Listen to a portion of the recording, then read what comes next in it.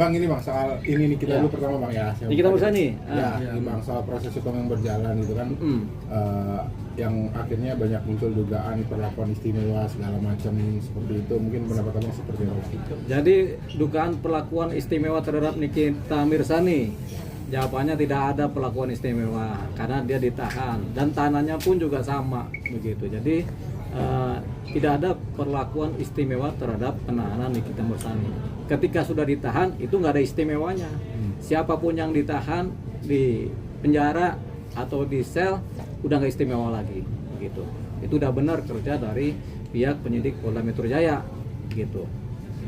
Bang Deo, kalau dibanding kasus Kapolres Ngada nih yang tentang penjambulan dia belum lama aja udah rilis, tapi Niki udah belum dirilis juga. Kenapa tuh Bang? Iya, itu urusannya Humas Polda Metro Jaya. Jadi ada perkara yang kemudian dirilis karena kepentingan hukumnya, ada perkara yang tidak dirilis. Jadi tidak semua perkara harus dirilis. Itu jadi tergantung dari di Humas. Nah, kalau minta dirilis, teman-teman media bisa tanya kepada Kepala Humas Polda Metro Jaya. Pasti akan dirilis. Kalau sudah bertanya, Pak, mana rilisnya? Pasti mau nggak mau mereka akan merilis. Duduk soal perkaranya nih Nikita Mirzani. Karena mungkin belum ada yang meminta supaya dirilis, akhirnya ini masih dalam proses penanganan penyidikan begitu saja kan. Tapi nanti kalau ada teman-teman media yang minta kepada di Humas di Polda Metro Jaya, pasti dirilis oleh mereka begitu. Tinggal tanya, Pak, kapan dirilis? Nanti mereka akan kasih waktunya. Biasanya begitu. Bung Deo, ini kan juga sang putri kan, asal putri Nikita Mirzani ini kan meminta penangguhan untuk ibunya gitu.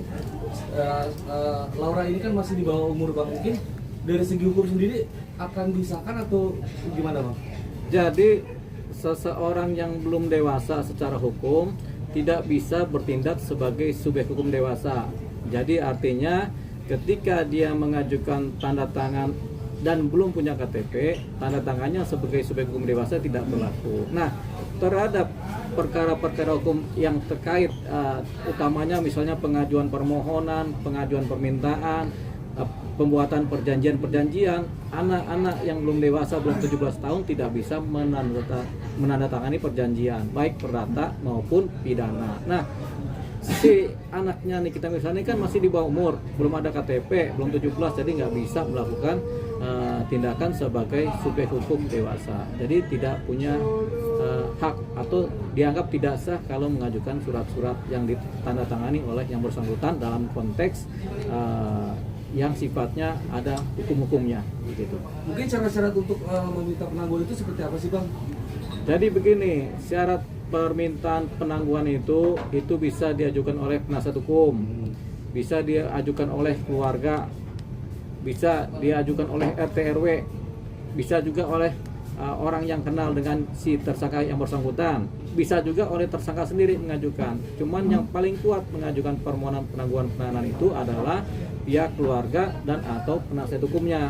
Jadi biasanya itu penasihat hukum mengajukan permohonan dengan jaminan, keluarga mengajukan permohonan juga dengan jaminan. Jaminannya apa? Bisa jaminan uang, bisa jaminan badannya si pemohon. Nah, itu dia. Tapi yang jelas apakah ini akan dikabulkan? Jawabannya sulit, khususnya terhadap kasus yang seperti yang dialami oleh Nikita Mirzani, yaitu kasus pemerasan. Itu kasus yang sulit untuk ditangguhkan. Bang, tapi kan melihat kasus ini kan kayaknya ada otak di balik semuanya, Bang. Gimana, Bang? Kasus ini ada otak di balik semuanya. Iya, kita hanya salah satunya. Oh ya, kita belum tahu siapa pelaku utamanya. Pelaku utama, sutradaranya, pelaku utamanya, pelakunya, kemudian yang turut serta melakukannya kita belum tahu. Tapi yang jelas, yang baru tampak patut diduga pelaku utama adalah Nikita Mirzani. Tapi kalau kemudian diketemukan pelaku utama lain, jadi ada dua pelaku utama. Karena yang memeraskan patut diduga adalah Nikita Mirzani dan Mail. Tapi ada yang mengojok-ojok nih bahasa ininya kan. Nah, mengojok-ojok ini apakah dia pelaku utama atau dia cuma sebagai provokator gitu tanpa mendapatkan keuntungan apapun juga. Atau kalau dia memprovokasi tapi dia juga menerima untung manfaat dari proses pemerasan ini, dia juga sebagai pelaku, bahkan bisa jadi sebagai pelaku utama. Ini semua tergantung dari penyidikan yang sedang berjalan di Polda Metro Jaya.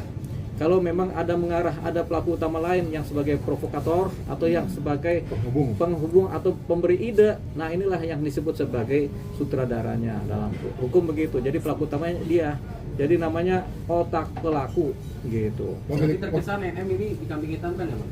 Sang badan atau gimana Bang? Iya. NM ini termasuk pelaku, jadi bukan kambing hitam, tapi memang dia patut diduga sebagai pelaku. Tapi kalau ada pelaku utama, berarti ada pelaku kan? Jadi ada pelaku utama, ada sutradara nih, otak pelaku, pelaku utama, kemudian ada pelaku lapangan, ada kemudian yang turut serta melakukan. Jadi kita belum tahu siapa mendapatkan apa atau siapa berperan sebagai apa dalam kasus ini, karena ini nanti pembuktiannya nanti ada di persidangan, ketika proses sidang atau ketika penyidikan selesai mulai rampung, ini baru kelihatan apakah ada pelaku lain. Nanti makanya itu kita tunggu rilis. Nah, di sini juga ketika teman-teman media ingin ada rilis dari Divisi Humas Polda Metro Jaya, ya kita sampaikan juga kepada Divisi Humas Polda Metro Jaya, kami teman-teman media mengajukan permohonan supaya terhadap kasus yang terkait perkara pemerasannya Nikita Mirzani dan Mail dengan pelapornya adalah Reza Gladys, itu supaya segera dirilis supaya tidak menimbulkan kedugaan-dugaan yang negatif dari masyarakat, dari netizen maupun dari media. Jadi itu sudah kita pesankan kepada Kepala Humas Polda Metro Jaya, yaitu Bapak Ade Ari gitu. Bang, soal ada pendapat juga yang terbelah cukup signifikan gitu soal apakah RJ bisa ikut dijerat atau enggak gitu Bang, karena nah, sebagian dia ibaratnya dia kalau nggak punya salah kenapa harus bayar. Yang sisi lain juga ya dia mungkin ketakutan gitu sampai akhirnya dia berusaha untuk menutup mulut tersangka gitu.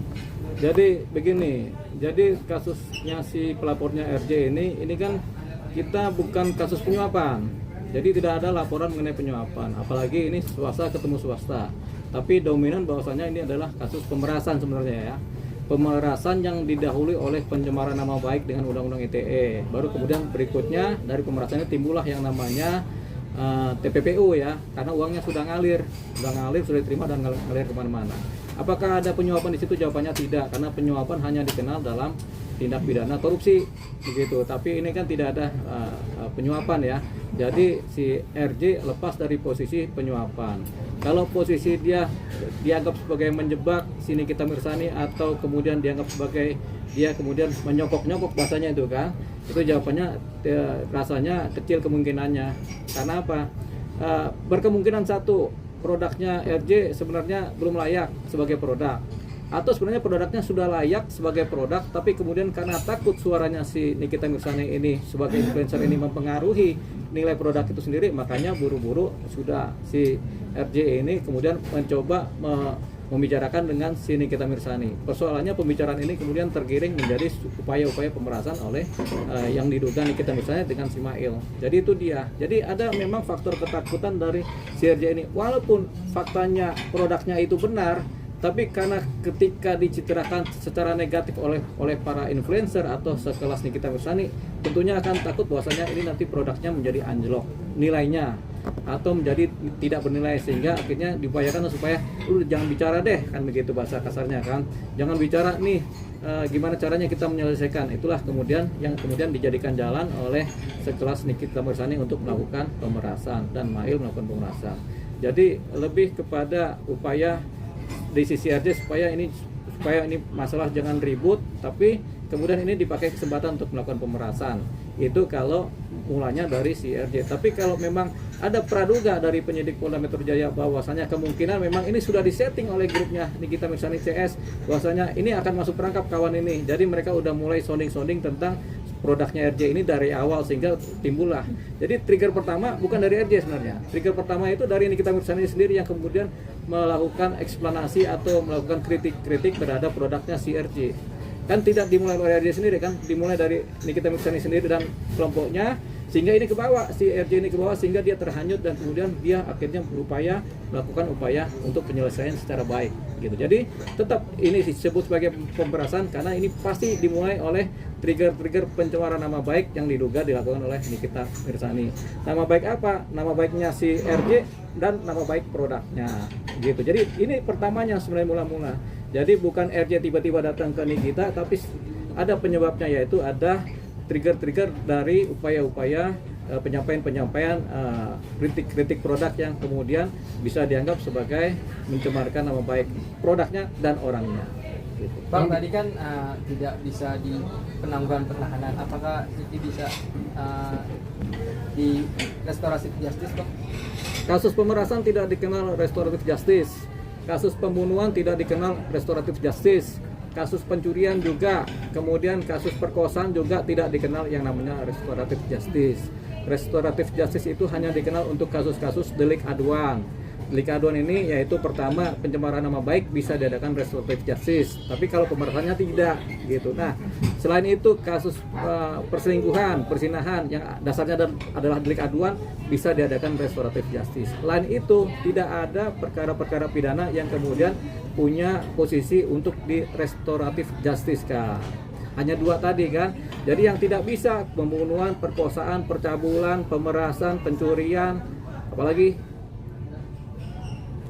narkotika itu nggak bisa diadakan restoratif justice. Jadi ya sudah, posisi restoratif justice tidak ada. Kemudian kasus-kasus seperti ini juga tidak dikenal yang namanya penangguhan penahanan.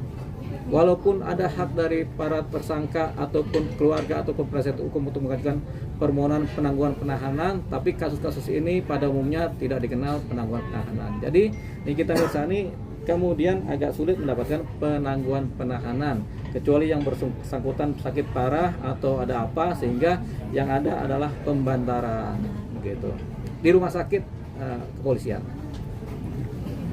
Bang, ganti topik Bang, soal musisi, 29 musisi mengajukan gugat ke MA. Musisi Hak cipta.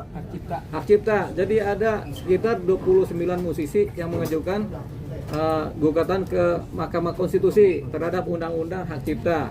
Jadi kita akan beranggapan bahwasanya apa yang mereka lakukan adalah langkah positif dalam pembenahan Undang-Undang Hak Cipta yang ada di Indonesia. Jadi itu mereka ini sudah melakukan langkah benar. Tinggal kita tunggu hasil dari Mahkamah Konstitusi apa. Apakah mengabulkan atau tidak. Kalau mengabulkan berarti ada suatu hal yang kemudian dianggap kurang berkeadilan buat si para musisi tersebut dan para musisi umumnya. Jadi memang perbaikan undang-undang hak cipta ini memang perlu dilakukan begitu. Jadi memang kita akan menganggap gugatan ini sebagai suatu sentimen positif buat para musisi. Bang, tapi kalau dari lihat kacamata sebagai penyanyi dan musisi juga Bang, kisruh dari hak cipta ini seperti apa sih Bang? Apa? Kisruh dari hak cipta. Kisruh ini sebenarnya sumbernya ketidakadilan atau kekurangadilan begitu. Nah ini kan dicetuskan oleh posisi kasusnya si Agnes Monica kan. Jadi ternyata dari pengalaman kasusnya Agnes Monica dapat disimpulkan adanya kekurang cermatan dalam undang-undang atau undang-undang ini menimbulkan ketidakadilan atau undang-undang ini berpotensi merugikan pihak-pihak tertentu, misalnya penyanyi atau musisi begitu. Jadi ini kemudian digugat, tujuannya apa? Supaya ada perbaikan terhadap undang-undang. Jadi kisruh ini berasal dari undang-undang sendiri. Ya, terima kasih. Bang, suara.com.